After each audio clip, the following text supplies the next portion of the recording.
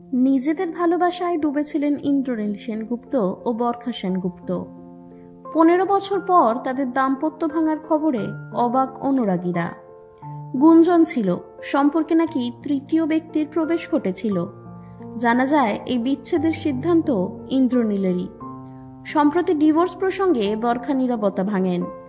বিচ্ছেদের পর একাই মেয়েকে সামলাচ্ছেন বরখা। যদিও 4 বছর ধরে আলাদা থাকলেও এখনো অভিনেত্রীর নামের পাশে সেনগুপ্ত পদবি দেখা যায় সোশ্যাল মিডিয়ায়। ডিভোর্সের প্রক্রিয়া চলছে, কিন্তু এখনো বিচ্ছেদ চূড়ান্ত হয়নি। এক সাক্ষাৎকারে বরখা জানান, আমি ভীষণভাবে চেয়েছিলাম বিয়েটা বাঁচাতে, কিন্তু ইন্দ্রনীল ডিভোর্স চেয়েছিল। আমি আর জোর করে ওকে আটকে রাখতে চাইনি, বরং ওর ইচ্ছেকেই সম্মান দিয়েছি।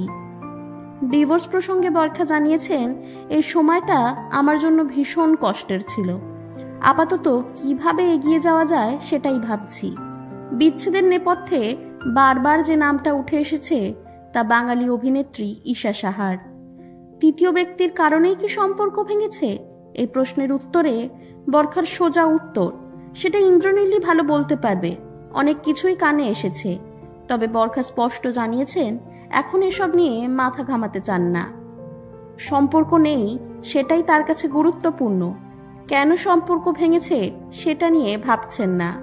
বিবাহ বিচ্ছেদ প্রসঙ্গে মেয়ে মীরার কি বক্তব্য? এই কথায় বরখা বলেন, আমার মেয়ে বলে দিয়েছে আর প্রেম বা বিয়ে না করতে। ও কথা দিয়েছে সারা জীবন আমার পাশে থাকবে।